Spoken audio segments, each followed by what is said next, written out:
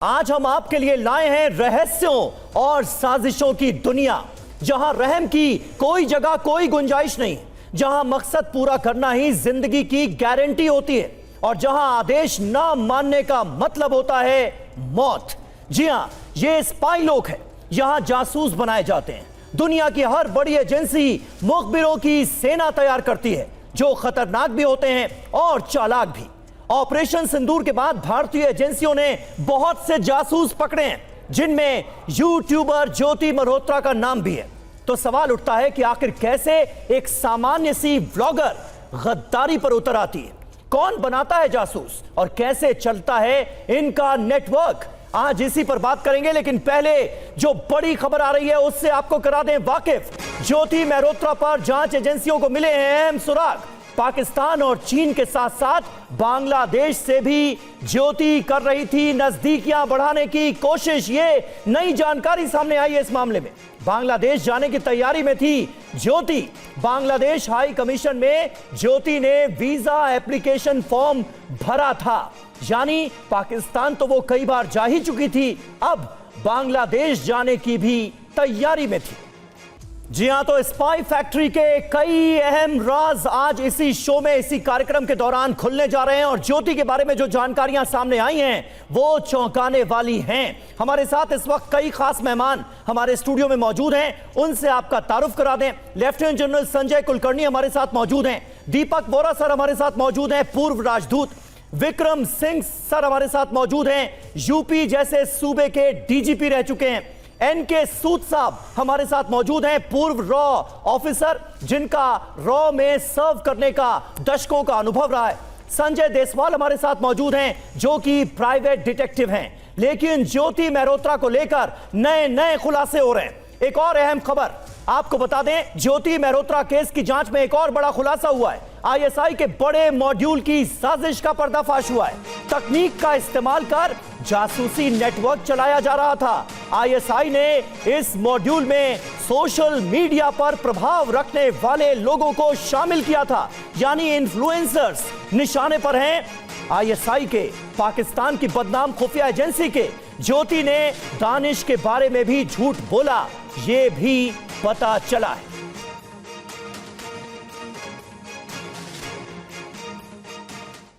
तो देखिए, ज्योति मल्होत्रा के बारे में कई बड़ी और नई जानकारियां सामने आ रही हैं। आपको बताते हैं क्या है वो जानकारियां। फॉरेंसिक जांच से खुले जासूसी के राज। जी हां, लैपटॉप मोबाइल फोन की जांच में जानकारियां मिली हैं। पठानकोट, नाथुला, अरुणाचल बॉर्डर के वीडियो मिले हैं ज्योति मल्होत्रा के पास से।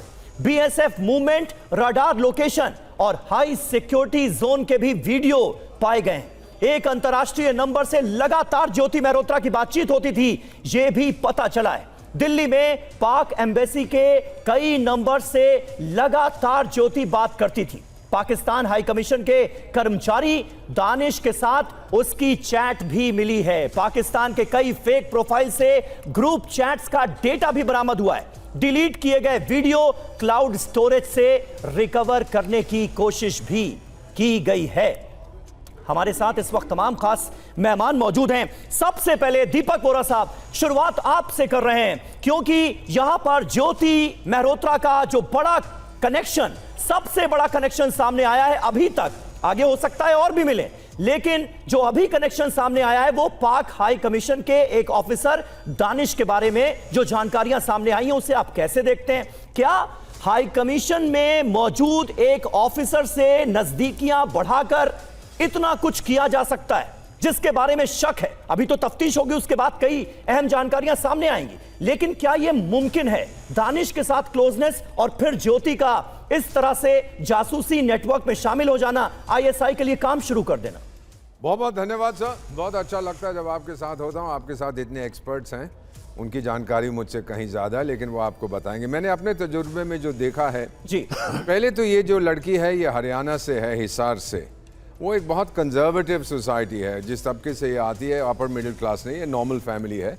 वो अपनी बेटियों को इस तरह से चीज़ें करने नहीं देते। अब हो सकता है क्योंकि ये बहुत पॉपुलर थी, पैसे आ रहे थे खूब, तो इसके फैमिली वाले भी बड़े खुश हो गए कि हाँ जी हमारी बेटी पैसे कमा रही है। That's the first thing. Second, मेरा नहीं मानना कि ये एक यूट्यूबर से जासूस बनी। मेरा मानना है कि ये जासूस थी और यूट्यूब की आड़ में अपना काम कर रही थी। तीसरी चीज़ सर, जब मैं अपने करियर में भी कुछ मैंने चीज़ें की हैं जो जिनके बारे में हम बात नहीं करते हैं, लेकिन इसको जो हम कहते हैं हनी ट्रैपिंग, ये तो रिवर्स हनी ट्रैप है। हमारे विदेश मंत्रालय में भी एक औरत होती थी, इस्लामाबाद में पोस्टेड थी, उसको भी पकड़ा गया था। उस महिला की उम्र शायद 55 साल की थी और जिस लड़के के साथ इश्क हो गया वो 30 साल का था। वहाँ पे फिर उसको वापस बुलाया, केस चला, कुछ देर की सज़ा हुई, फिर उसकी मृत्यु हो गई उस औरत की। तो ये सर इस तरह से जो इसका तो रिवर्स हनी ट्रैप हुआ है कि नौजवान छोकरे ने अपने से बड़ी उम्र की लड़की को फंसा लिया, उसकी फ्रस्ट्रेशंस हैं। फाइनली मैं इतना कहूँगा सर कि जब इनको इनविटेशन आता था पाकिस्तान हाई कमीशन में जाने के लिए, इफ्तार डिनर पे, इस पे उस पे, उसी वक्त हमको पता लग गया था कि ये ऑल इज़ नॉट वेल। और फिर लोग मुझसे पूछते हैं कि आपने एकदम से क्यों नहीं इसके ऊपर इसको दबोचा एकदम से, व्हाई डिडंट यू अरेस्ट? हम लोग, हमारे RAW का ऑफिसर बताएंगे, हम लोग पहले इसको फॉलो करते हैं, इसको ट्रेस करते हैं, हम इसकी मूवमेंट्स को स्टडी करते हैं ताकि पूरा नेटवर्क हमारे सामने आ जाए जो अब हमारे सामने आ रहा है। और इसको यही कहूँगा, अगर ये हमारी बात कभी इस तक पहुँच जाती है, इसका नाम क्या था, ट्रैवल विद जो, वो बनाती थी ना एक ये वीडियोस, सो ट्रैवल विद जो अब जेल में बैठ के रो, और तुझे पता लगेगा। मेरा मसा 193 सदस्य देश हैं संयुक्त राष्ट्र संघ के, 100 से ज्यादा में, I repeat, more than 100 have a mandatory death penalty या लाइफ इम्प्रिजनमेंट इस तरह के देशद्रोह के साथ। ठीक है, होप शी गेट्स दिस। बिल्कुल। एनके सूद सर हमारे साथ मौजूद हैं। वोरा साहब आपने बहुत डिटेल में बताया, लेकिन सूद साहब की खासियत मैं आपको बता दूं, 1968 में रॉ का गठन हुआ और 1972 में सूद साहब ने रॉ को ज्वाइन किया और 2010 तक रॉ में सर्व किया। सूद साहब हमारे साथ मौजूद हैं। सूद साहब, अब ज्योति मेहरोत्रा की कहानी जैसे जैसे बाहर आ रही है, वैसे वैसे लोगों को इसके बारे में पता चल रहा है। हर किसी के जहन में सवाल यह है कि भाई एक व्लॉगर के जरिए जो अपना यूट्यूब चैनल चला रही है, व्लॉगिंग करती है, वीडियोस पोस्ट करती है, उसके जरिए भला पाकिस्तान को क्या हासिल हो सकता है? वो कौन सी हमारी खुफिया जानकारी दुश्मन देश तक पहुंचा सकती है? क्यों उसका चुनाव किया गया? आपको क्या लगता है? देखिए, नॉर्मली क्या होता है कि जो एजेंट बनाए जाते हैं उनका एक पर्पस होता है कि वहाँ पे डिफेंस की इंफॉर्मेशन लेना, हाँ, कोई पॉलिटिकल इंफॉर्मेशन लेना, तो नॉर्मली इस तरीके से काम किया जाता है, या कोई सिक्योरिटी रिलेटेड इंफॉर्मेशन लेना। लेकिन ज्योति को स्पेशली चुना गया, बहुत से और भी रीजन थे, इसको चुना गया ताकि जो इंपॉर्टेंट जगह है इंडिया के अंदर जो पाकिस्तान टारगेट कर सकता है, जैसे हमारे टेंपल हो, और जिस तरीके से हमारे पहलगाम के अंदर अटैक किया, उसी के चक्कर में, उसी के इशू में इसको यूज़ किया गया। देखिए, ज्योति को बहुत से मंदिरों में भेजा गया वीडियो बनाने के लिए, और पाकिस्तान, उसका एक इंटेंशन है हमारे मंदिरों को टारगेट करना, हमारे मंदिरों पे अटैक करना। ये उनका हमेशा से एक एजेंडा रहा है शुरू से भी। जब 1965 का वार हुआ था तो पाकिस्तान की नेवी सोमनाथ टेंपल पे बम्बार्डमेंट करके गई थी, लेकिन टेंपल को डैमेज नहीं हुआ। तभी से सोच लिया था कि पाकिस्तान से बदला लिया जाएगा। और आप देखिए, जब यहाँ पे ऑपरेशन सिंधु चल रहा था तो पाकिस्तान क्या कर रहा था, गोल्डन टेंपल पे अटैक करना, यानी कि हमारे मंदिरों पे अटैक करना, या हमारे रिलीजियस प्लेसेस पे अटैक करना। जब भी यहाँ से फॉरेन से इन्वेडर्स आते थे तो क्या करते थे, मंदिर तोड़ते थे। सोमनाथ टेंपल भी तोड़ा गया, बाकी टेंपल भी तोड़े गए, सब टेंपल पे कब्जा किया गया। और ये एक इनका एजेंडा है जो पाकिस्तान आज भी फॉलो करता है, और ज्योति को एक ये भी मेन पर्पज़ है। दूसरी और बातें हैं कि ज्योति को जहाँ भी भेज सकते थे, एक्चुअली पाकिस्तान क्या करता है, वो अपने एजेंट को ऐसे एक्सपोज करता है कि वो पकड़े जाते हैं। जैसे ज्योति को ले गए पाकिस्तान के अंदर, 5 स्टार होटल में ठहरा दिया। देखिए, ज्योति का जो बैकग्राउंड है, इसके फादर कारपेंटर है, और इसकी माँ और फादर के डिफरेंसेस है, दोनों अलग रहते हैं। बच्चे अपने फादर के साथ रहते हैं, लेकिन ज्योति को पाकिस्तान ने कल्टीवेट किया इसी पर्पस के लिए। और दूसरी बात एक और बता दूं कि ज्योति की शादी हो चुकी है, और शादी हुई है इस जो दानिश के साथ, और पाकिस्तान हाई कमीशन में हुई है, और उसकी वाइफ ने भी इसको शादी हो चुकी है दानिश के साथ। जी, जो मेरे पास तक ऐसी कोई जानकारी पुख्ता तौर पर सामने आई आ नहीं, जाएगी, कोई पुष्टि हुई नहीं। बहुत जल्दी आ जाएगी। इस्लाम भी कन्वर्ट कर लिया, इस्लाम में को एक्सेप्ट कर लिया। इनकी वो दानिश की वाइफ ने कहा, उसके सामने उसके हस्बैंड ने कहा कि 4 शादियां की जा सकती हैं इस्लाम के अंदर, और इसकी भी शादी कर ली, लेकिन उसने कहा अपना नाम मत चेंज करना। अब जब ज्योति फॉरेन जाती थी तो 5 स्टार होटल में ठहरती थी। जितनी भी उनकी फॉरेन की विजिट थी वो सारी की सारी फाइनेंस की जाती थी पाकिस्तान के आईसी के द्वारा। यानी आप कुल मिलाकर सूद साहब आप ये कहने की कोशिश कर रहे हैं कि मुमकिन है रेकी के पर्पस के लिए ज्योति को अपॉइंट किया गया आईएसआई की तरफ से, इसकी संभावना, इसका शक आपको ज्यादा लगता है? बिल्कुल। एक और पर्पस बताऊं मैं। हाँ, ज्योति स्पेशली क्यों गई नेपाल के अंदर? नेपाल के अंदर आईएसआई का हब है, वहां से फेक करेंसी इंडिया के अंदर भेजी जाती थी बहुत बार, और इंडिया ने उस टाइम पे नेपाल के अंदर 500 रुपए के नोट बंद कर दिए थे इस पर्पस के लिए। तो बेसिकली ज्योति का पर्पस था नेपाल भेजने का, कि नेपाल के अंदर भी कुछ दूसरे काम कर सके। देखिए जितने भी इंडिया के टेररिस्ट अटैक हुए, आप IC-814 लगा लीजिएगा, वो भी नेपाल से ओरिजिनेट हुआ था। आप पार्लियामेंट का अटैक लगा लीजिएगा, वो भी नेपाल से ओरिजिनेट हुआ था, क्योंकि वहां से फ्री मूवमेंट होती है और पाकिस्तान उस पर काम करता है, पाकिस्तान को एजेंडा मिल जाता है, वहां से इंडिया इनकी फ्री। ठीक है, ठीक है, ठीक है, बिल्कुल। ये आपने बहुत महत्वपूर्ण बातें बताई, और दानिश जिसका आप जिक्र कर रहे हैं उसकी तस्वीरें, वीडियोस भी जो ज्योति ने खुद पोस्ट किए थे अपने व्लॉग में, वो भी हम अपने दर्शकों को दिखा रहे हैं। ये देखिए, ये दानिश है, पाक हाई कमीशन का वो ऑफिसर जिससे ज्योति की दोस्ती थी। इसके खिलाफ भी एक्शन लिया गया भारत सरकार की तरफ से, और ज्योति मेहरोत्रा अरेस्ट की जा चुकी है, और कई राज अब उससे पूछताछ में फाश होते नजर आ रहे हैं। यही है वो दानिश जिसका सूद साहब भी अभी जिक्र कर रहे थे। और देखिए, एक और अहम जानकारी आपको दे दें, ज्योति की गिरफ्तारी के बाद जब उसको पुलिस उसके घर लेकर गई थी, वहां उसने एक डायरी में एक नोट लिखा हुआ था, वो नोट भी सामने आया। ज्योति की गिरफ्तारी के वक्त का नोट सामने आया। डायरी में ज्योति ने लिखा था, सविता को कहना फ्रूट्स ला दे। ज्योति ने लिखा, घर का ख्याल रखें, जल्दी आ जाऊंगी।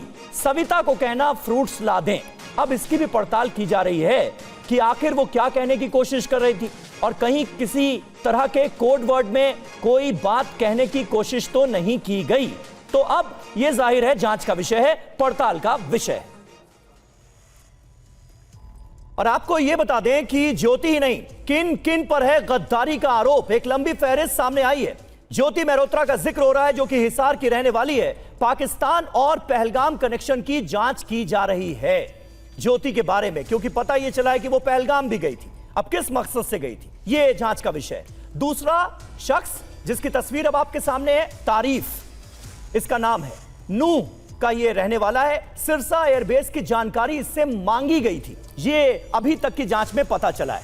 अब तीसरा शख्स जो है उसका नाम है अरमान। ये देखिए, इसकी तस्वीर भी आपके सामने आ गई, ये भी नूह का ही रहने वाला है। व्हाट्सएप से गोपनीय जानकारियां भेजने का इसके ऊपर आरोप है। आगे बढ़ते हैं, गजाला मलेर कोटला की ये रहने वाली है, और ज्योति मेहरोत्रा के बाद इसे आरोपी नंबर 2 बनाया गया है। नाम है इसका गजाला। तो एक लंबी फहरिस्त है।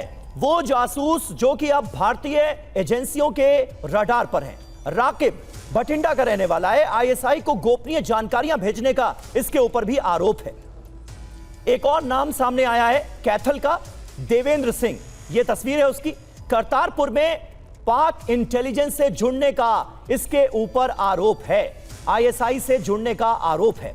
इसके अलावा एक और लड़की प्रियंका सेनापति पुरी, ज्योति मेहरोत्रा और पाकिस्तान लिंक पर इससे भी पूछताछ की जा रही है। तो एक लंबी फहरिस्त देखिए सामने आ गई है। पहलगाम अटैक होता है, उसके बाद ऑपरेशन सिंदूर को अंजाम दिया जाता है, और अब देश में मौजूद जो जासूस हैं उनके खिलाफ एक एक करके कार्रवाई शुरू हो चुकी है। हमारे साथ इस वक्त तमाम खास मेहमान बने हुए हैं। विक्रम सिंह साहब हमारे साथ मौजूद हैं, जो कि यूपी के DGP रह चुके हैं। सिंह साहब, आपका एक लंबा एक्सपीरियंस रहा, और उस अनुभव के आधार पर, बल्कि मैं सीधे आपसे पूछता हूं कि आप जब सर्व कर रहे थे पुलिस डिपार्टमेंट में, तो उस वक्त तो तमाम ऐसे जासूस भी जांच की जद में आए होंगे जो ISI के लिए काम करते हुए पकड़े गए होंगे। क्या जानकारियां, किस तरह की जानकारियां उनके पास से आप लोगों को मिली, और उसके बिना पर आज कुछ बताना चाहेंगे आप? बिल्कुल बताना चाहूँगा, देश के लिए और आप सभी के लिए। विद्वान पैनलिस्ट एम्बेसडर दीपक वोरा सर, सूद सर, जनरल कुलकर्णी सर अभी हमारा ज्ञानार्जन करेंगे, और देशवाल जी भी। मैं ये बताना चाहूँगा, इनकी जो जहन की तरबियत और वायरिंग होती है, वो एक महीनों और वर्षों के बाद एजेंट तैयार होता है। फिर इनको टास्क दिया जाता है, क्या आप CRPF, मैं रियल लाइफ बता रहा हूँ, क्या आप CRPF ग्रुप सेंटर के ऊपर हमला करेंगे? कुछ लोग बैकआउट, कुछ कहते हैं हाँ हम करेंगे। वो करते भी हैं, कामयाब भी होते हैं, और फिर यूपी पुलिस के ATS और STF के हत्थे चढ़ जाते हैं। इंट्रोगेशन होता है, पहले 3 दिन कहते हैं कि आप बोटी बोटी काट दीजिए, हम एक लफ्ज नहीं निकालेंगे। हमने कहा पहले रुक जाओ, ठहर जाओ जरा, तुम्हारे अंदर का जब नशा उतर जाएगा तब हम बात करेंगे तुमसे। 72 घंटे बीतते हैं तो फिर वो दुम हिला करके लार टपकाते हुए कहते हैं अंकिल जी बताइए क्या जानना चाहते हैं आप? तो अंकिल जी जब पूछते हैं तो बिल्कुल ग्रामोफोन का रिकॉर्ड, क्योंकि हम लोग थर्ड डिग्री इस्तेमाल नहीं करते हैं, हम लोग साइकोलॉजी से इस्तेमाल करते हैं, वैज्ञानिक तरीके से इस्तेमाल करते हैं, पॉलीग्राफ टेस्ट करते हैं, नार्को एनालिसिस करते हैं। और आजकल तो सर इलेक्ट्रॉनिक एविडेंस ही इतने सारे हो जाते हैं कि सामने वाला कुछ बोल नहीं पाता। छूने की जरूरत नहीं है। हाँ। लेकिन इनकी ट्रेनिंग देखिए, जैसे हमने कहा कि हम तुम्हारे आका से तुम्हारी बात कराना चाहेंगे। अच्छा, उनका लीजिए साहब नंबर लीजिए, कम मेजर इकबाल नंबर लीजिए, मिला दीजिए। मुझे मालूम था कि कोई मतलब आप ये रियल इंसिडेंट बता रहे हैं हमें जी, जी, कि जी। आईएसआई का एक जासूस पकड़ा गया और उससे इंटरोगेशन में क्या क्या हुआ। जी जी। उसके बाद उनका मेजर इकबाल, वालेकुम सलाम सर, आप सब खैरियत से हैं? उनका लगता है तुम मामू के यहाँ पहुंच गए हो, अल्लाह हाफिज, अपना ख्याल रखना।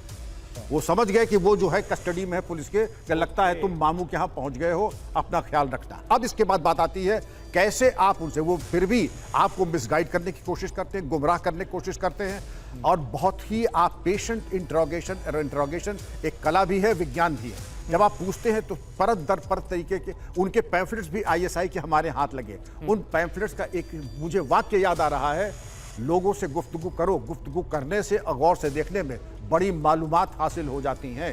अ प्रोफाउंड सेंटेंस कि कुछ न करो, सिर्फ बातचीत करो, गुफ्तगू करो। और उसने जो अल्फाज इस्तेमाल किए हैं और जो नज़ारे हैं, इसीलिए आपने जो इन्फ्लुएंस को देखा, भाई ये तो सबको मालूम है, लेकिन जो सड़क का तरीका, उसका मटेरियल, सड़क में आमोदरफ, वो तमाम चीज़ें इनकी मेमोरी फाइल्स में आईएसआई पाकिस्तान की जाती हैं। अब दो तरह के इंट्रोगेटर्स होते हैं, एक मेरी तरह के होते हैं जिसको जा कहते हैं कि तुम कितने भी कड़े क्यों ना हो, मैं तुमसे उगलवा तो लूंगा।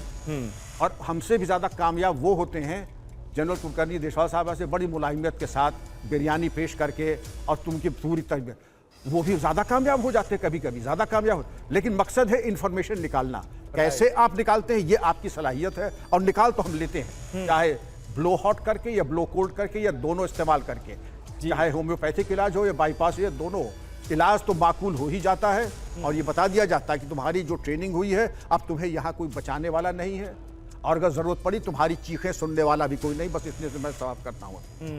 ठीक है, ठीक है, ये आपने बहुत महत्वपूर्ण बात बताई, और आगे हम आपसे ये और जानने की कोशिश करेंगे कि बड़े बड़े जो जासूस पकड़े गए हैं उनसे कैसे राज उगलवाए गए और कैसे उनका कच्चा चिट्ठा खोला गया। लेकिन लेफ्टिनेंट जनरल संजय कुलकर्णी हमारे साथ मौजूद हैं। कुलकर्णी सर, आप किस तरह से देखेंगे अभी तक जो इंफॉर्मेशन सामने आई है?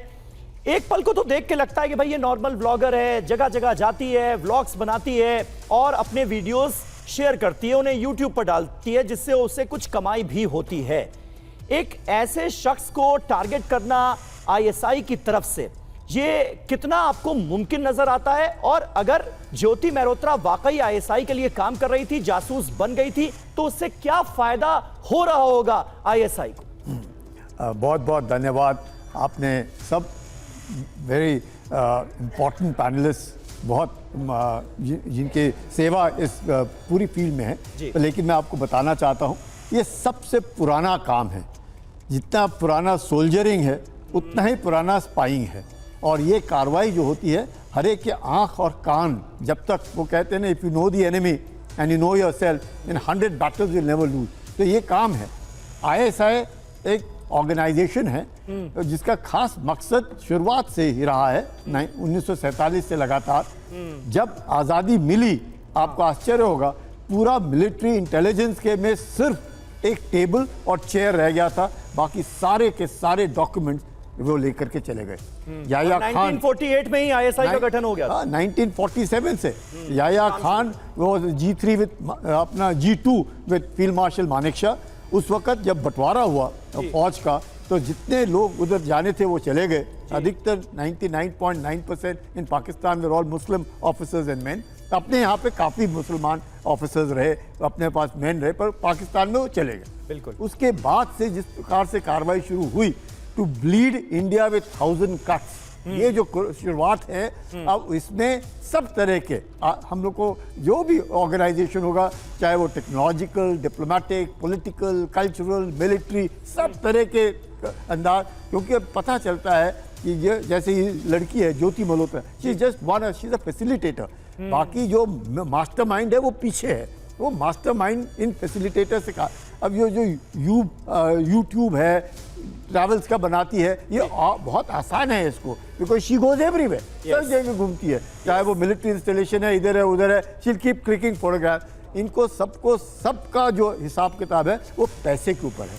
पैसे का खेल है ये, और कौन कितने खाना चाहता है, कौन के सब बिकाऊ हैं ये सारे के सारे पैसे के उसको। बिल्कुल, लेकिन वाकई ताज्जुब है, पैसों के लालच में क्या कोई कदर भी गिर सकता है? क्या देश के साथ गद्दारी की जा सकती है? सबसे बड़ा सवाल तो हर किसी के जहन में यही है।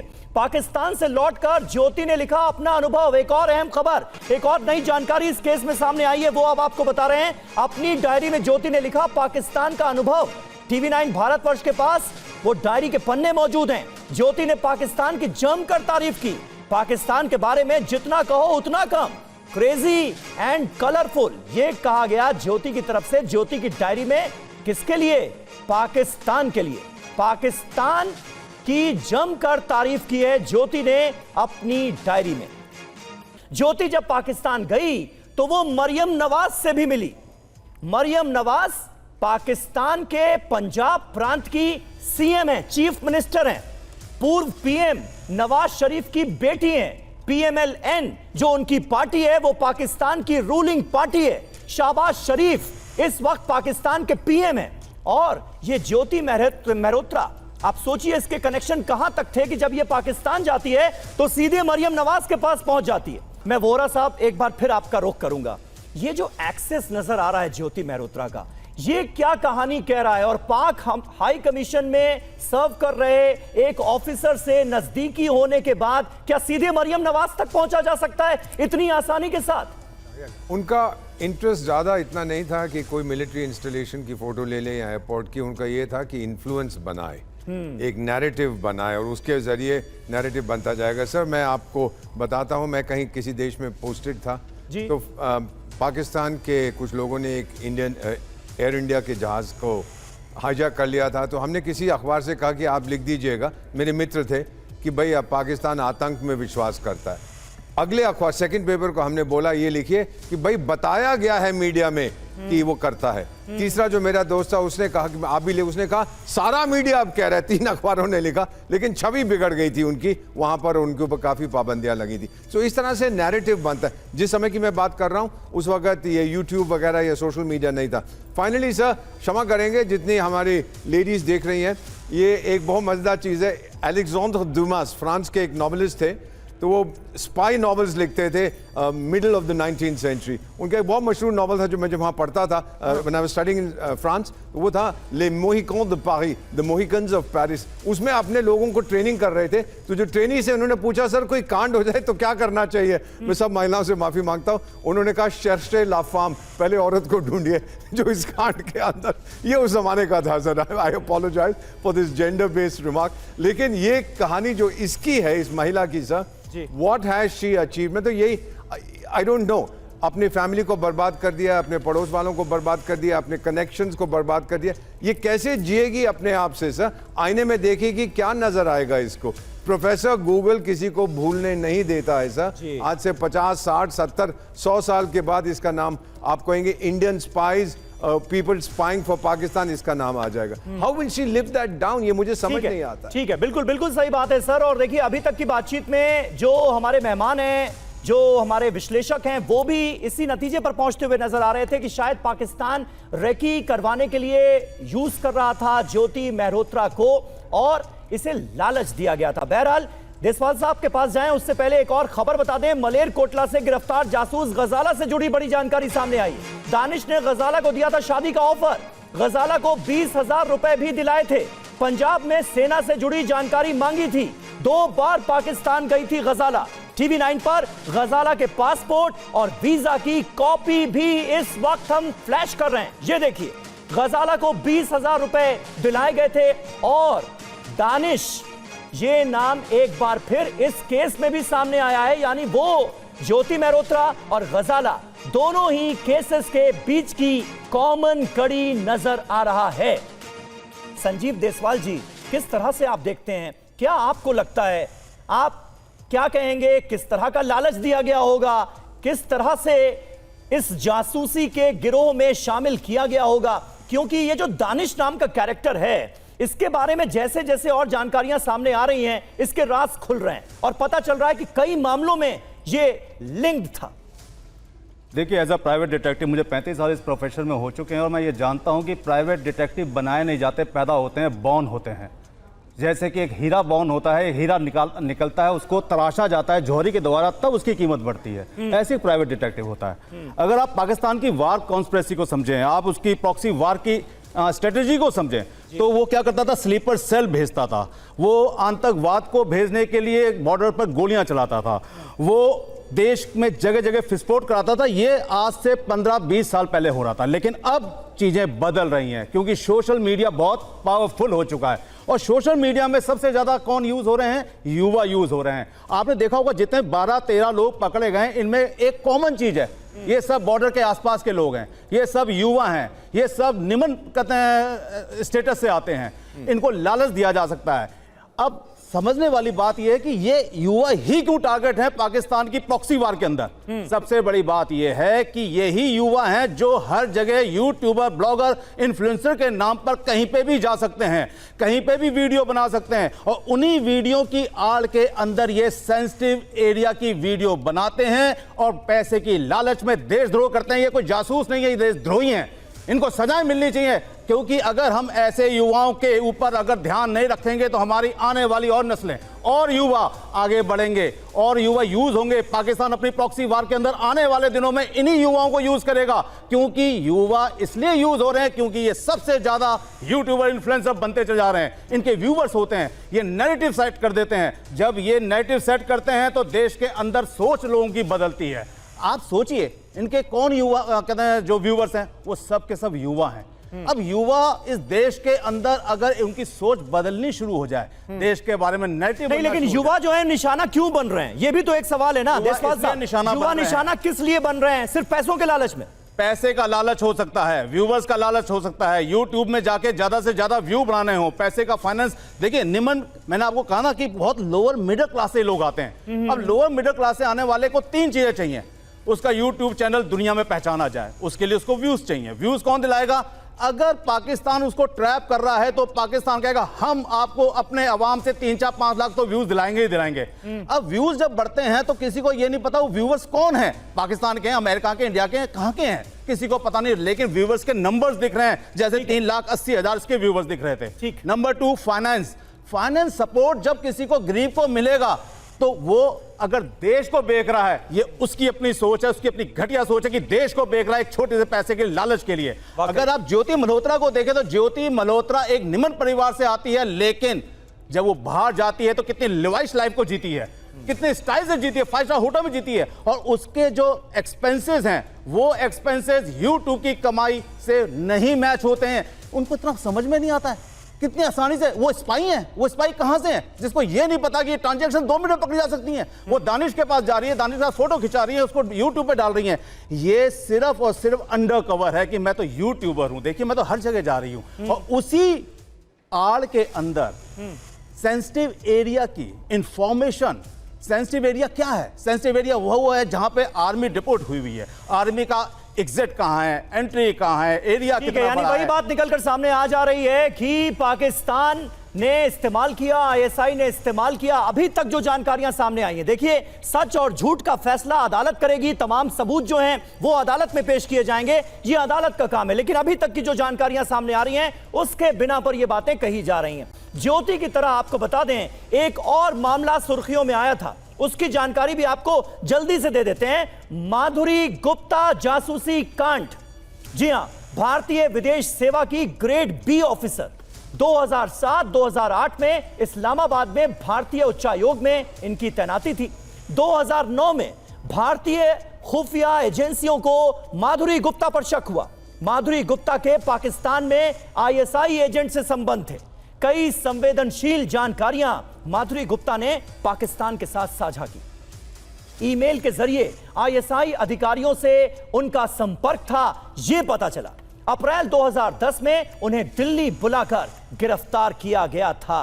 तो ये अपने आप में एक और जानकारी हमने आपको दी। जब माधुरी गुप्ता के केस में ये अहम खुलासे हुए थे, उस वक्त भी हर कोई चौंक गया था। हमारे साथ सूद साहब मौजूद हैं। सूद साहब, ऐसे जासूसों को पकड़ना ये कितना मुश्किल काम होता है? क्योंकि जाहिर है अगर पाकिस्तान ने इन्हें अपॉइंट किया, आईएसआई ने इन्हें अपॉइंट किया तो इन्हें तमाम तरह के निर्देश दिए गए होंगे, तमाम तरह की ट्रेनिंग्स हुई होगी कि अगर इस तरह की कोशिश होती है या तुम ट्रैप में आते हो तो तुम्हें करना क्या है। पकड़ना कितना मुश्किल होता है किसी जासूस को। देखिए, पकड़ा आदमी तब जाता है जब गलती करता है। हाँ। माधुरी गुप्ता की शादी नहीं हुई थी, अनमैरिड थी। 55 साल। हाँ, और ये पाकिस्तान में पोस्टेड थी। ये बेसिकली उर्दू की एक्सपर्ट भी थी ये। और रॉ को जब इसके बारे में इंफॉर्मेशन मिली कि ये आईएसआई के लोगों से बात कर रही है, तो उन्होंने उस टाइम पे एम्बेसडर उनको बताया और उन्होंने इसको अप्रूवल दे दी, क्योंकि एम्बेसडर की अप्रूवल के बगैर हम कुछ नहीं करेंगे। फिर जब इंडिया वापस आई दिल्ली के अंदर तो इसको अरेस्ट कर लिया गया और ये रहती थी दिल्ली के जनकपुरी के अंदर। और मुझे लगता है कुछ देर पहले इनकी डेथ हो गई या शायद 1-2 साल पहले डेथ हो गई होगी, क्योंकि इसको बहुत सी बीमारियां थी। देखिए, बेसिकली ये जो लोग होते हैं इनको एक्सप्लॉइट किया जाता है। जैसे इनकी वीकनेस थी, इनकी शादी नहीं हुई थी, शायद जो पाकिस्तानी आईएसआई का आदमी था वो इनके क्लोज आना शुरू हो गया। देखिए, बहुत से लोग जो पाकिस्तान के अंदर पोस्टेड होते हैं, रॉ के भी लोग पोस्टेड होते हैं, लेकिन पाकिस्तान के लोग या पाकिस्तान की आईएसआई उनके घर से उनको उठा के ले जाती है, घर में घुस जाते हैं। जैसे बच्चे खड़े होते थे, मैं आज को आपको बता रहा हूँ 1995 की, जब बच्चे खड़े होते हैं स्कूल जाने के लिए तो पाकिस्तान के आईएसआई के लोग गाड़ियाँ लेके उनके ऊपर गाड़ी चढ़ाने की कोशिश करते हैं, डराते हैं उनको। और जब लोग ट्रैवल करते हैं, घर जाते से ऑफिस जाते हैं या ऑफिस से घर आते हैं, तो उनको उठा लिया जाता था, टॉर्चर किया जाता था, परेशान किया जाता था। जबकि किसी डिप्लोमेट को तंग करना है, परेशान करना किसी भी तरीके से वैलिड नहीं है, वायलेशन होती है जेनेवा कन्वेंशन की। लेकिन पाकिस्तान किसी चीज़ की परवाह नहीं करता था।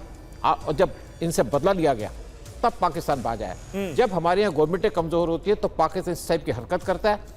अब लेकिन जब गवर्नमेंट स्ट्रॉन्ग होती है तो पाकिस्तान की हिम्मत नहीं होती। देखिए, बहुत से केस सामने हैं जहाँ पे हमारे लोग इनके जाल में फंस जाते हैं। और बेसिकली या तो देखिए, जो इंटेलिजेंस के लोग होते हैं वो 3 तरीके से काम करते हैं, 3Ws उनको यूज़ करते हैं और उसी के ऊपर जैसे काम किया जाता है। लेकिन ठीक है सर। विक्रम सिंह सर हमारे साथ मौजूद हैं। सिंह साहब, मुझे यह बताइए कि जिस लेवल पर आज ज्योति मेहरोत्रा पहुंच चुकी है, उससे इंटेरोगेशन हो चुकी है, उसकी गिरफ्तारी हो चुकी है, ये लेवल कब आता है? कब कोई जांच एजेंसी इस निष्कर्ष पर पहुंचती है कि अब इस शख्स को तो अरेस्ट कर लेना है, उसके खिलाफ इतने सबूत हमारे पास हो गए हैं कि उसकी गिरफ्तारी अब मुमकिन है, यानी अदालत में उसे वाजिब ठहराया जा सकता है कि हमारे पास इतने सबूत हैं, इतने एविडेंस हैं, इसलिए हमने ये गिरफ्तारी की है? बहुत अच्छा प्रश्न, क्योंकि कई एजेंसीज को पूछते हैं उसके पास से तो कुछ मिला ही नहीं। हाँ, जो लोग फिशिंग करते हैं वो जानते हैं कि वो जब जाते हैं नदी पर तो 10-15 फिशिंग रॉड लगाते हैं, और ये नहीं कि जैसे ही मछली कांटे में आ गई तुरंत खींच लेते हैं ना, उसको थकाते हैं, उसको और थकाते हैं और थकाते हैं और थकाते हैं। उससे क्या होता है, तमाम ग्राउंड इंटेलिजेंस और इलेक्ट्रॉनिक सर्वेलेंस से, तमाम साधनों से हमें जानकारी मिलती है कि उसके कॉन्टैक्ट्स, जरिया आमदनी, जरिया माश और तमाम चीज़ें, उसके कॉन्टैक्ट्स आदि हम पता लगाते हैं। उसको जैसे मैन ईटिंग टाइगर होता है, शिकार को पहले 15 बार देखता है तब 16वीं बार अटैक करता है, वही काम इंटेलिजेंस एजेंसीज का है। खूब सर्वेलेंस के बाद जब इनकॉन्ट्रोवर्टेबल एविडेंस आ जाता है हाथ में, तब हम उसको करते हैं। तो जो एजेंसीज पूछ रही हैं, प्रमाण तो आपने दिया ही नहीं, तो प्रमाण अगर होगा पहली चीज आपको तो नहीं ही देंगे। ये पूछना ही सवाल ही इमोरल सवाल है कि जो प्रमाण था वो आप हमें बताइए। आपको क्यों बताएं? राइट टू नो और नीड टू नो बेसिस के ऊपर जो अधिकृत है, कोर्ट है, इंटेलिजेंस एजेंसी से, उन्हीं को बताया जाएगा।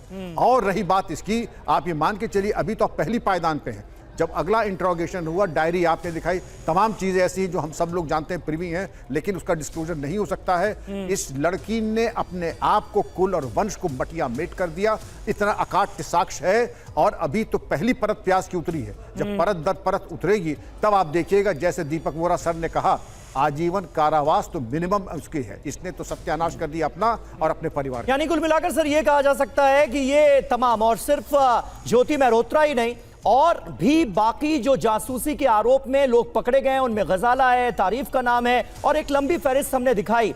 इन सबको कहीं ना कहीं जांच एजेंसियां ट्रैक कर रही होंगी, रडार पर ये होंगे, और तब अब जाकर उन्हें पकड़ा गया है। ये जानकारी सामने आई है इन जासूस। जी प्लीज जल्दी से सर। डायरेक्टर जनरल साहब ने कहा, he is a legend, you know, doctor Vikram Singh is someone who is amazing. हम लोगों को नीड टू नो बेसिस का कहा, ये हमारी सर्विस में भी होता है sir, different levels of confidentiality. अब मैं राजदूत 6 देशों में रहा हूं, कुछ मैसेजेस मेरे तक भी नहीं आते थे सर, इट्स आईज ओनली, किसी और के लिए देखा और वो मैसेज खत्म हो गया। We don't keep any paper, ये हमारा सिस्टम है, इस लेवल पे इसको, इस लेवल, इस लेवल, इस level. So need to know basis बहुत ज़रूरी है। लेकिन ये जो नैरेटिव सेट करने की कोशिश कर रही थी पाकिस्तान के कहने पर, मेरा ख्याल है सर कि उसी में शातिर से शातिर खिलाड़ी कोई सुराग छोड़ जाता है। और इसके अपने वीडियोस हैं, बेवकूफ और चीज ऑन अ हाई, मेरे इतने फॉलोअर्स हैं, मेरे को तो कोई हाथ नहीं लगा सकता, मैं शहंशाह हूं, मैं बादशाह हूं, मैं महारानी हूं, मैं ये हूं वो। अब फंस गई है sir because of her arrogance. ये आप एक महत्वपूर्ण बात कह रहे हैं, और ऐसा शक जो है इसके वीडियोस को देखकर होता है कि पाकिस्तान की गुडी गुडी इमेज जो है That's right. वो दुनिया के सामने रखी जाए, ये शायद मोटिव नजर आता है इन वीडियोस को देखने के बाद। लेकिन अभी थोड़ी देर पहले कई केसेस का जिक्र हुआ, हनी ट्रैप, ये एक बहुत इंपॉर्टेंट पहलू है और इसे बिल्कुल नजरअंदाज नहीं किया जा सकता जब हम जासूसों की बात कर रहे हैं। हनी ट्रैप से जासूसी का खेल कैसे होता है, आइए अब आपको यह बताते हैं। हनी ट्रैप क्या है? खुफिया या जासूसी तकनीक के जरिए किसी व्यक्ति को फंसाकर जानकारी निकालना। आमतौर पर सुंदर महिलाओं का इस्तेमाल इसके लिए किया जाता है। कई एजेंसियों ने पुरुषों का भी इस्तेमाल किया, यानी रिवर्स हनी ट्रैप भी हो जाता है कई मामले में। ज्योति मेहरोत्रा के केस में लोग यही कह रहे हैं। हनी ट्रैप का मकसद क्या होता है? अहम पद पर बैठे शख्स से गुप्त जानकारियां हासिल करना, निकलवाना, किसी व्यक्ति को ब्लैकमेल करके कंट्रोल कर लेना, उससे अपने देश या एजेंसी के लिए काम करवाना, उसकी छवि खराब करना, करियर बर्बाद कर देना। ये अहम बातें हमने आपके सामने रखी। और हनी ट्रैप एजेंट की खासियत के बारे में अगर बात की जाए तो आकर्षक दिखना जरूरी है, बातें बनाने में माहिर होना चाहिए, भावनाओं का खेल खेल सके, झूठ बोलने में माहिर हो, ये सब क्वालिटीज होनी चाहिए। तो इनका भी अक्सर ध्यान रखा जाता है। और पाक हाई कमीशन के अफसर दानिश का वीडियो जिसने भी देखा है वो दानिश के बारे में यही सारी बातें कहता हुआ नजर आ रहा है। कौन सी एजेंसियां इस्तेमाल करती हैं इसका? केजीबी रशिया की, मोसाद इजराइल की, CIA अमेरिका की, और पाकिस्तान की बदनाम खुफिया एजेंसी ISI। तो हनी ट्रैप से जासूसी का खेल कैसे खेला जाता है ये हमने आपको दिखाया, बताया। अब इसके कई फेजेस हैं। हनी ट्रैप के 3 फेजेस होते हैं। पहला चरण है संपर्क करके भरोसा जीतना। किसी पार्टी या सोशल मीडिया के जरिए संपर्क किया जाता है। आमतौर पर ऐसे कई केसेस सामने आए। मकसद टारगेट का विश्वास हासिल करना, उसको भरोसे में ले लेना। अब दूसरा चरण होता है भावनात्मक रिश्ता बनाना। बातचीत को निजी और गहरा बनाया जाता है। यह बात बहुत महत्वपूर्ण है और कई लोगों को यह बहुत ध्यान से सुनना चाहिए ताकि ऐसे किसी झांसे में ना फंस जाएं। अंतरंग बातचीत या तस्वीरों का आदान प्रदान शुरू हो जाता है, यानी रिश्ते को और ज्यादा इमोशनल बनाने की कोशिश की जाती है। फिर आता है तीसरा चरण, ब्लैकमेलिंग का। निजी चैट्स, तस्वीर या वीडियो मिलने के बाद ब्लैकमेलिंग शुरू हो जाती है। दबाव डालना शुरू हो जाता है कि गोपनीय जानकारियां आप उन्हें मुहैया करा दें। गोपनीय जानकारियां ना देने पर निजी बातें सार्वजनिक करने की धमकी दी जाती है। और बिल्कुल, और इस तरह से ये हनी ट्रैप जो कई लोगों को ट्रैप कर चुका है, इससे पहले भी कई लोगों को इसके जरिए जासूस बनाया जा चुका है। ऐसी कई कहानियां हमारे सामने हैं। लेफ्टिनेंट जनरल संजय कुलकर्णी हमारे साथ मौजूद हैं। कुलकर्णी सर, आपके हिसाब से ये कितना घातक है? और आमतौर पर इसमें कई बार भोले भाले लोग भी अनजाने में फंस जाते हैं। वो देशद्रोह कर रहे हैं, देश के साथ गद्दारी कर रहे हैं, इसका उन्हें एहसास ही नहीं होता है। और एहसास तब होता है जब वो पूरी तरह से ट्रैप में फंस जाते हैं। समीर, आपने बिल्कुल ठीक कहा। एहसास तो होना शुरू होता है पर वो कुछ कर नहीं सकते। Right. अब कारण ये है कि पुराने इसमें अपने पास जॉइंट फैमिली सिस्टम होता था। तो जॉइंट फैमिली में पता लगता था कौन क्या कर रहा है। अब जैसे जैसे सब शहरों की तरफ आ रहे हैं और ज़्यादा पैसे की लालच होती है, थोड़ा बड़ा परिवार होता है, आप देखते हैं कि रहना मुश्किल होता है, तो उनमें से कहीं ना कहीं आशाएं, इच्छाएं बढ़ाने के लिए इनको आप हमेशा ट्रैक करते हैं। हर एक आदमी का वीकनेस होता है, हर एक, ऐसा कोई आदमी नहीं है क्योंकि सामने वाला पहली मुलाकात में या पहले राउंड में अगर कहा जाए तो वो बता तो रहा नहीं है कि मेरा मोटिव क्या है। वो उसको पता ही नहीं चलेगा शुरुआत में कि उसके साथ क्या किया जा रहा है, क्या हो रहा है। धीरे धीरे, अब सपोजिंग मुझे अच्छे ड्रेस पहनने का शौक है तो उसको ड्रेस गिफ्ट हो गए, फिर उसके बाद उसको अब उस लड़की को या लड़के को जैसे जैसे जिसके जिसके शौक है वो पहले उनको शौक पूरे किए जाते हैं, उसके बाद उनको फिर इस्तेमाल में लाया जाता है, उसके बाद वो पीछे हट नहीं सकता, वो अच्छी तरीके से फंस जाता है। तो हनी ट्रैपिंग बहुत आसान, इतना मुश्किल भी नहीं है और इतना आसान भी नहीं है। आप लोगों को दोनों तरीके से देखना है इसको कैसे, लेकिन ये नॉर्मल है। Honey trapping is the easiest thing to be done. तो सबसे आसान अगर होगा हनी ट्रैपिंग। सब पूरा खेल है पैसे का, जहां पे पैसा है, क्वेश्चन ये है कि कितने पे। आपका मॉरल कैरेक्टर कैसा है? अगर आपका मॉरल कैरेक्टर बहुत अच्छा है तो आप कभी भी नहीं फंसेंगे, आप समझ में आ जाएगा। लेकिन जहाँ पे मॉरल कैरेक्टर फंसता है, क्योंकि आप शहरों में आ गए हैं, अलग अलग रहते हैं, आपके पड़ोसी को नहीं मालूम है ये क्या कर रहा है, दूसरे मालिक को क्या मालूम नहीं चल रहा है। अगर आपकी नज़र होगी आपको पता चल जाएगा। वहीं पे हिसार में जो रहने वाले होंगे अब कहेंगे कि साहब ये लड़की कैसी थी, कैसी हो गई, 4 साल में इतना फर्क पड़ गया। तो ये सब पता चल जाता है, ऐसे कोई मुश्किल नहीं है। लेकिन हनी ट्रैपिंग करना और उसको सस्टेन करना किस तरीके से, धीरे धीरे एक दफ़ा जब आदमी फंस जाता है उसमें से निकलना, देन द ब्लैकमेलिंग स्टार्ट्स। और ब्लैकमेलिंग में फिर आपको पता नहीं चलता है, और पता भी चल रहा हो तो आप कुछ कर नहीं सकते हैं। अगर मैं सरकारी हूँ और जब रिपोर्ट लग रही है, मुझे मालूम है कि मेरा अगला प्रमोशन अब गया, मेरा आगे आने को मुश्किल हो रही है, मुझे लोग क्या कहेंगे, तो मैं फिर धीरे धीरे धीरे धीरे करके ऐसा फंसता हूँ कि अपने जेलों में कई लोग हैं। कहीं आपको आश्चर्य होगा जब ISI काम करता है आपके घरों में, आपके घरों में जो आपका काम कर रहा है वही ISI का एजेंट है, आपको पता नहीं चलता है। आपके घर में एम्बेसीज के अंदर काम कर रहे हैं। ऐसे लोगों से आप कह रहे हैं घरों में काम करने वाला भी हो सकता है, वो कोई व्लॉगर भी हो सकता है, छोटा मोटा काम करने वाला भी हो सकता है। तो देसवाल साहब, मोटिव क्या होता है? मतलब ये बात ज्योति के जब वीडियो सामने आए तो उस वक्त भी लोगों के जहन में बार बार ये सवाल घूम रहा था कि भाई इस लड़की के जरिए हासिल क्या होगा, या जिस बात का जिक्र कुलकर्णी साहब कर रहे हैं कि वो आपके घरों में काम करने वाला भी हो सकता है, कोई छोटा मोटा काम करने वाला भी हो सकता है, उसके जरिए किस तरह की सेंसिटिव इंफॉर्मेशन निकलवाई जा सकती है? भाई ISI तभी रिक्रूट करेगी ना जब आप उसके किसी काम के होंगे। समीर जी, आपके जवाब देने से पहले मैं इतना आपके युवाओं से कहूंगा, आपके प्लेटफॉर्म से, कि पाकिस्तान का कोड है +92।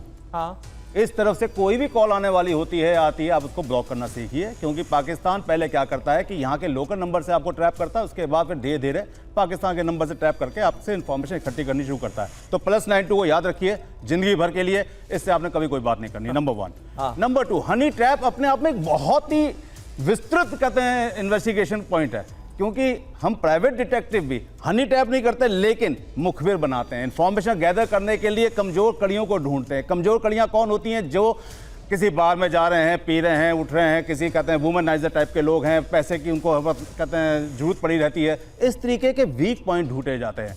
लेकिन जब हम पाकिस्तान की बात करते हैं और पाकिस्तान के हनी ट्रैप की बात करते हैं, तो पाकिस्तान सबसे पहले हनी ट्रैप करने के लिए वीक पॉइंट ढूंढ लेता है, मोटिव पे कभी नहीं आता है। मोटिव पे तब आता है जब वो देखता है कि सामने वाला पूरा फंस चुका है, तो फिर उससे एक डिमांड की जाती है हैवी अमाउंट की। अभी भी अपना मोटिव नहीं किया पाकिस्तान ने, क्योंकि पाकिस्तान अगर अपना मोटिव लाएगा तो हो सकता है कि वो हनी ट्रैप जिसका हुआ है वो पुलिस के पास चले जाए, NIA के पास या किसी भी एजेंसी के पास चले जाए। तो ऐसे में अपना मोटिव ना बता के उसे एक हैवी अमाउंट की डिमांड की जाती है। हैवी अमाउंट देने में असमर्थ व्यक्ति से यह कहा जाता है कि यार मेरे को कम से कम फिर ये इन्फॉर्मेशन ही ला दो, मेरे को वहां के फोटोग्राफ ला दो, मेरे को वहां की वीडियो ला दो। अब सामने वाला हनी ट्रैप में जो आदमी फंसा होता है वो ये सोचता है कि हो सकता है मैं 1 करोड़ 2 करोड़ कहां से दूंगी, छोटी सी एक इन्फॉर्मेशन तो मांगी गई है। वो छोटी सी इंफॉर्मेशन कितनी सेंसिटिव है वो नहीं समझ पाता जो हनी ट्रैप में फंसा है। और जब वो दे देता है तो फिर वो एक तरीके से सिलसिला शुरू हो जाता है, और वही व्यक्ति जो हनी ट्रैप में पैसे की डिमांड की वजह से इंफॉर्मेशन दे रहा था, वो कंटिन्यूटी में इंफॉर्मेशन देता रहता है। और पुलिस, NIA एजेंसीज, इनकी रडार में ऐसे व्यक्ति हमेशा रहते हैं, क्योंकि ये कहीं ना कहीं किसी पाकिस्तानी व्यक्ति से या पाकिस्तानी नंबर से, कहीं ना कहीं किसी सोशल मीडिया अकाउंट से कंफर्म कनेक्शन में रहते हैं। तो पुलिस इनके ऊपर नजर रखती है, एजेंसी इनके ऊपर नजर रखती है। लेकिन जैसे अब कंटिन्यू 12-13 लोग पकड़े जा रहे हैं, सुन के देसवाल साहब 12-13 लोग जैसे पकड़े जा रहे हैं। समीर एक मिनट, क्या करना चाह रहे हैं जल्दी से सर? 12-13 जो लोग पकड़े गए आपने देखा होगा, 12-13 लोग। देसवाल साहब एक मिनट, विक्रम सर कुछ ऐड करना चाह रहे थे आप? मैं ये ऐड करना चाहता हूं कि ये एक कला ऐसी है जिसको ISI ने बहुत अच्छा विकसित किया है। हाँ। मैं आपको 2 एग्जांपल देता हूं रियल लाइफ। एक अच्छा बिजनेसमैन यूपी का पाकिस्तान जाता है वलीमे में, वो कहता है कि पार्टी में एक साहब मिले और कहा कि आइए, उनका आप कितना कमा लेते हैं, तो उसने कहा कि 20 करोड़ साल। उनका आप 20 करोड़ कमाते रहिए, हमसे संपर्क में रहिए और आप जो कहीं हम देते रहेंगे। वो तुरंत आके उन्होंने मुझको बताया, उनका तुरंत आप इसको इंटेलिजेंस को बताइए। तो मैं उनको सलाम करता हूँ उनके जज्बे को। अब हनी ट्रैपिंग की बात, एक लड़का कहता है कि साहब मेरी बहन सिविल सर्विसेज के लिए ट्राई कर रही है, वो आपसे बात करना चाहती है। बिल्कुल बात कराओ, मैं तो बच्चों को गाइड करता हूँ। बातचीत होती है, 3-4 दिन बात होती है, 5वें दिन रात को 11 बजे आता है हाय और अपनी फोटो। तीसरे दिन फिर हमने कहा अब ये रॉन्ग नंबर डायल कर दिया। हमने कहा उसके बाद जो पुलिसिया भाषा में हो सकता था, जो मुझे कहना था, यहाँ के सभ्य समाज है, मैं वो कहूंगा नहीं, क्योंकि आपको कान गंगा जल से धोना पड़ेगा। इसलिए मैं कह देता हूँ कि इस उम्र में मुझे बड़ी गलतफहमी होगी कि अगर युवा लड़की मुझे हाय और हेलो करे इवनिंग में, वो अननेचुरल है, वो भी एक ट्रैप था आपको फंसाने के लिए। ये मत समझिए कि आप अगर सीनियर सिटीजन हैं तो आप टारगेट नहीं हो सकते हैं। माधुरी गुप्ता का एग्जाम्पल आपके सामने है। टारगेट हर कोई हो सकता है, और आपने ये बहुत महत्वपूर्ण बातें कही, और रियल इंसिडेंट्स जो हैं उनके बेसिस पर आपने लोगों की आंखें खोलने की कोशिश की है। ये अपने आप में बहुत इंपॉर्टेंट है सर, थैंक यू। अब आपको एक एक करके दुनिया की बड़ी बड़ी एजेंसियों के बारे में बताते हैं। सबसे पहले अमेरिका की बात करते हैं, अमेरिका की CIA की बात करते हैं। कैसे CIA बनाती है जासूस, ये आप देखिए। क्लैंडस्टाइन सर्विस प्रोग्राम चलाती है CIA। जासूस बनने के लिए अमेरिका की नागरिकता जरूरी है। भर्ती के लिए CIA कुछ लोगों को खुद चुनती है। CIA वेबसाइट के जरिए भी जासूसों की भर्ती करती है। एजेंट की बैकग्राउंड की पूरी जांच की जाती है। भर्ती से पहले यहां तक कि पॉलीग्राफ टेस्ट भी किया जाता है, इस टेस्ट से भी गुजरना होता है। चुने गए जासूस को गुप्त स्थान द फॉर्म में ट्रेनिंग दी जाती है। जासूस को गोपनीय पहचान दी जाती है। बिजनेसमैन, डिप्लोमेट बनाकर दूसरे देश में भेजा जाता है। CIA जासूसों को ऑपरेशन ऑफिसर कहा जाता है। तो ये तो बात हुई अमेरिका की CIA की, और इसी तरह इजराइल की मोसाद के बारे में भी हम आपको आगे जानकारी देंगे। तो CIA अमेरिका की जो खुफिया एजेंसी है, वो कैसे काम करती है, कितने पुख्ता तरीके से काम किया जाता है, ये हमने आपको बताया। दीपक बोरा सर, किस तरह से आप देखते हैं? आप कुछ ऐड भी करना चाह रहे थे, वो भी कीजिएगा। और इस तरह से तमाम बड़े बड़े देशों की जो खुफिया एजेंसीज हैं, वो क्या इसी लेवल पर काम करती हैं कि आपको कुछ पता नहीं चलेगा? एक आम इंसान देखने में जो लगता है, वो भी किसी देश का जासूस हो सकता है, किसी खुफिया एजेंसी के लिए काम करने वाला हो सकता है। 100% ये उन लोगों को ढूंढते हैं सर जिनकी होती है नार्सिसिस्टिक पर्सनालिटी, जो अपने आप से बहुत मोहब्बत। अब मैं सीरियसली कह रहा हूं कि जो साइकाट्रिस्ट हैं कहते हैं अमेरिका के राष्ट्रपति डोनाल्ड ट्रंप साहब की भी नार्सिसिस्टिक पर्सनालिटी है। चाहते हैं कि सारी दुनिया कहे मैं सबसे होशियार, सबसे बलवान, सबसे बुद्धिमान, एटसेट्रा एटसेट्रा, ये बातें करते हैं। तो नार्सिसिस्टिक पर्सनालिटी को जरूरत होती है एडुलेशन। आप एडमायर करिए, आप बोलिए मैं कितना अच्छा या कितनी अच्छी हूं, आप मेरी सराहना करिए, मेरी तारीफ करिए।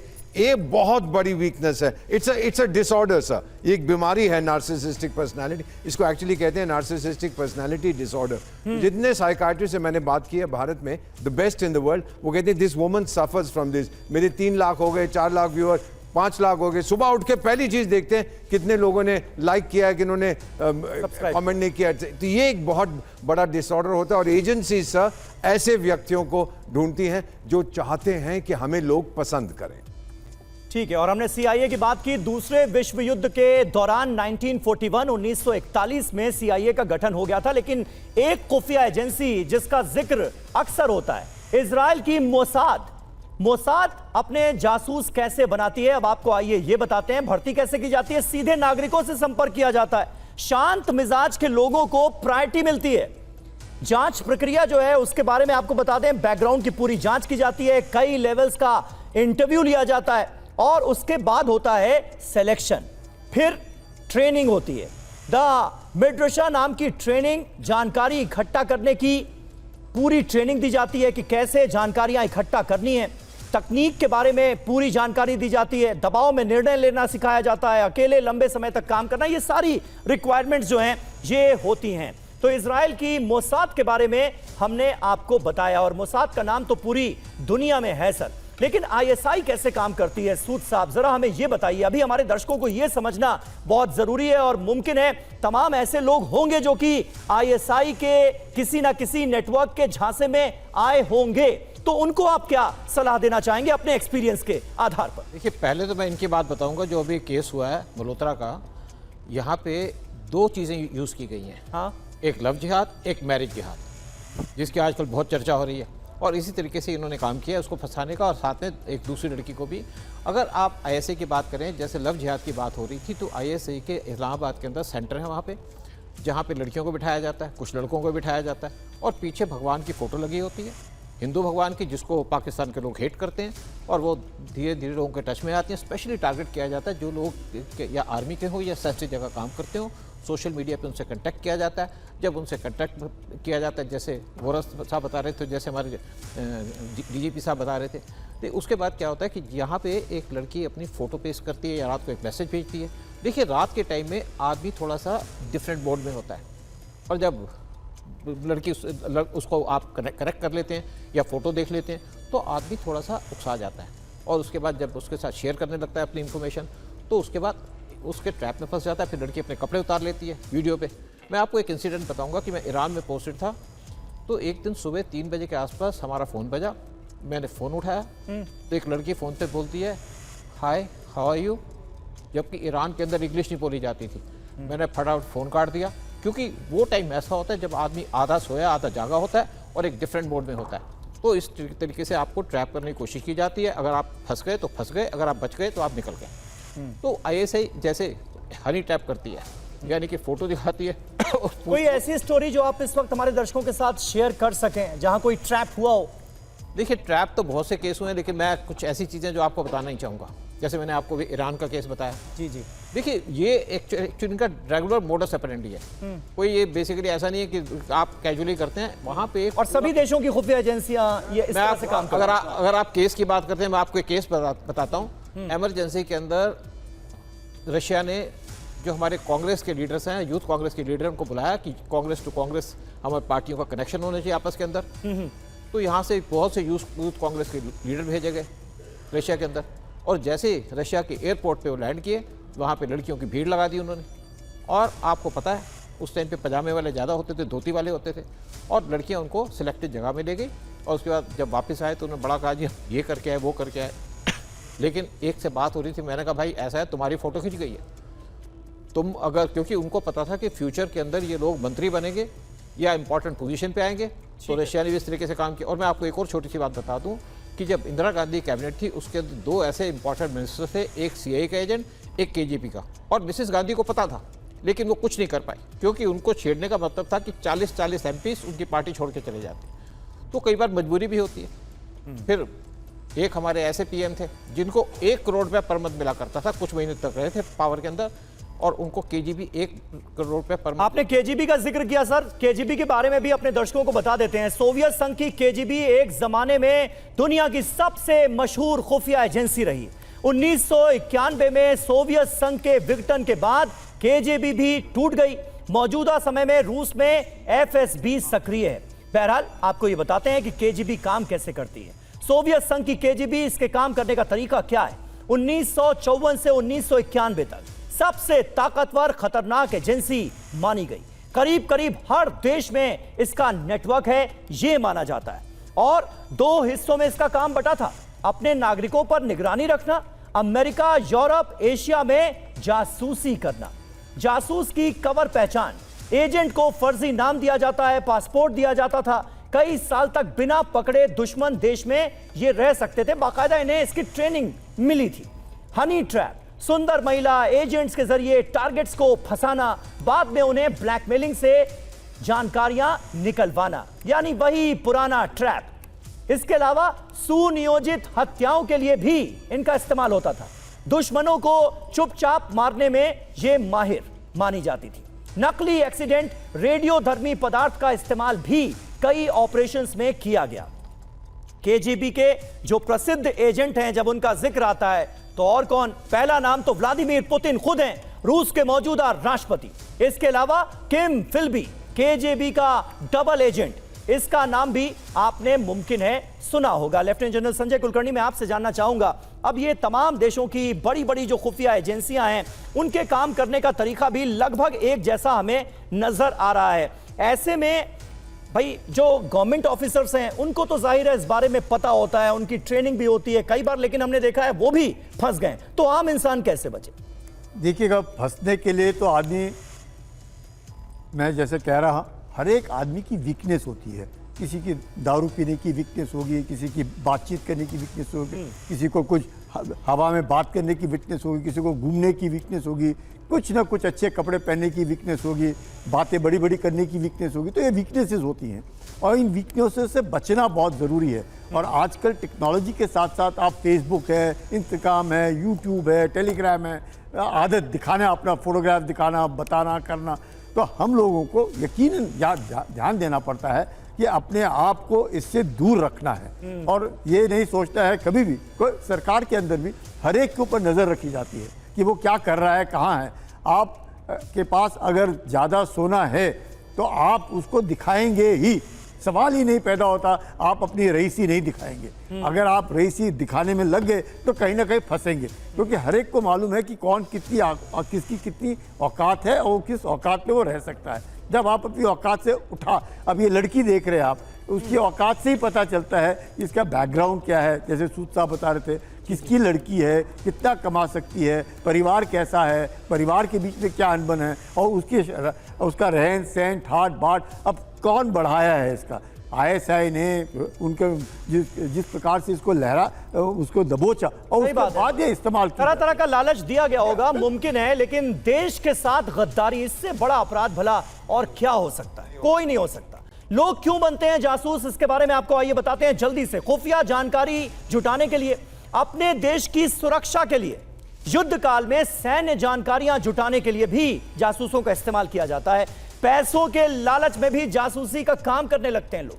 विचारधारा से प्रभावित होकर भी जासूसी की जाती है। देसवाल साहब, क्या आप कहना चाहेंगे? आप अपने एक्सपीरियंस से क्या बताना चाहेंगे और कैसे लोगों को सावधान करना चाहेंगे?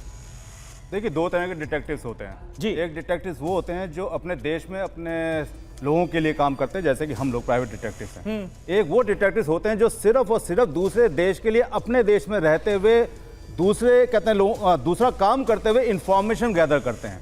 डिटेक्टिव लोग बनते सिर्फ इसलिए हैं कि एक तो पैशन होता है, दूसरा एडवेंचर होता है, तीसरा पैसे की भी इसमें काफ़ी कहते हैं ज़्यादा पैसा मिलता है, ये सोच होती है। और आप देखेंगे कि 12-13 जो लोग पकड़े गए हैं अभी आज की तारीख में जी, वो लोग तब पकड़े गए हैं, उससे पहले वो क्यों नहीं पकड़े गए? क्योंकि वो रडार पे तो थे, लेकिन जब वार की स्थिति किसी देश में बनती है तो इंफॉर्मेशन का आदान प्रदान बहुत तेजी से बढ़ जाता है। और ऐसे में जब आदान प्रदान तेजी से बढ़ता है तो जब डिजिटल का यूज ज्यादा होने लगता है तो जो लोग रडार पे होते हैं उनके साथ कई बिल्कुल बिल्कुल, इसलिए मैंने कहा कि मुमकिन है ये तमाम लोग रडार पर पहले से ही हो। विक्रम सर, आखिर में आप क्या कहना चाहेंगे और इसकी सजा क्या हो सकती है? इस बात का भी इल्म तो बहुत जरूरी है कि अगर आप दुश्मन देश के लिए या किसी भी देश के लिए अपने देश से गद्दारी कर रहे हैं, जासूसी कर रहे हैं किसी और मुल्क के लिए, तो आपका अंजाम क्या हो सकता है? समीर साहब, नहीं, एक मिनट, विक्रम सर। समीर साहब, इसका अंजाम बहुत भयानक होता है। जो व्यक्तिगत प्रतिष्ठा है, कुल और वंश की मर्यादा समाप्त हो जाती है, आजीवन कारावास तक की सजा है, जैसा एम्बेसडर साहब ने फरमाया था। अब हम बात करते हैं सावधानी की। सावधानी हटी, दुर्घटना घटी। एक इंस्ट्रक्टर थे, वो हैदराबाद गए, आप लोगों ने सुना होगा, और वहाँ वर्कशॉप लिया कि कैसे हम हनी ट्रैप ना हो, और जब दिल्ली आए तो खुद ही हनी ट्रैप हो गए। तो ये आप समझ सकते हैं, जब इंस्ट्रक्टर भी हनी ट्रैप हो सकता है तो सामान्य व्यक्ति जो अनभिज्ञ है उसका क्या? किसी भी सस्पिशियस चीज़, एक अमेरिका की ही CIA का एक एक्रोनिम है SARS, suspicious activity reporting system. जो चीज़ संदिग्ध है उससे दूरी बना लें, उससे वास्ता ना रखें, जो अननेचुरल रख रहा है उस तरफ जाना छोड़ दें, उस तरफ देखें भी ना। मैं समझता हूं कि सावधानी अगर कर लेंगे आप बिल्कुल बचे रहेंगे। बिल्कुल,